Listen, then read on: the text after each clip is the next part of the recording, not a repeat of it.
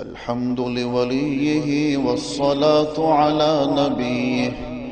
والوزن والعدل والفضل والنظم والعزم بالجزم، بوحدته بكبريائه بسلطان وبإعلان وبإتقان وبإيمان وبيان في فرقان، وحده لا شريك له، وحده بوحدة موحدا بوحدة موحدا بوحدة، وحيدا وأحدا بلا مدد وجدد ونصب ووصف في الكمال، لا شريك له ولا نظير له ولا مثل له ولا مثال له، ولا وزير له ولا مقارن له ولا مكاظم له ولا مداني له ولا مضارع له، ولا جلد بلد ولد جسد رسو جزو ونزو عظم له، ولا جذب وصف عيب تاب بيت خصم له، ولا مقارن له ولا مكاظم له ولا مداني له ولا مضارع له ولا مناظر له.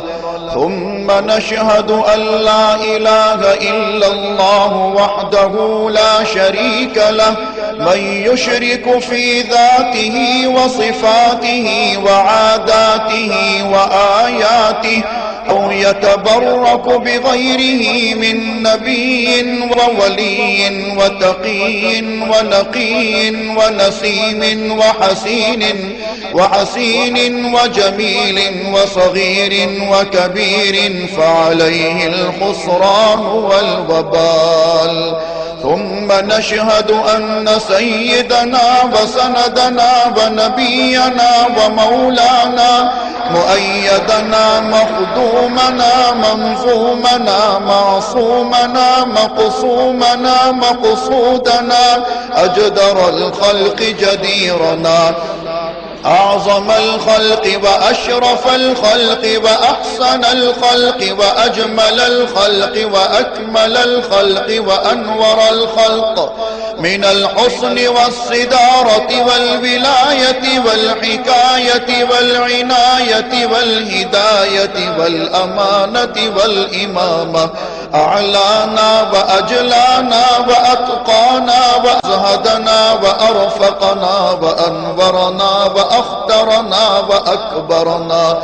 أحمر أنور أجدر أطفل أوسق أنور أجمل أكمل له. ثم نشهد أن حبيب ربنا وصمدنا محبوب جدلنا ونزلنا ووصلنا إيماننا مبين فرقاننا هادي سبيلنا رونق جدراننا، هو عدوة نظمة قدوة رتبة أسوة حسنة، وبدلائله القاهرة الغالبة الظاهرة الباطنة صعد إلى سدرة المنتهى في ليلة المعراج كشف الدجى، ثم دنا ثم دنا ثم دنا فتدلى فكان قاب قوسين أو أدنى.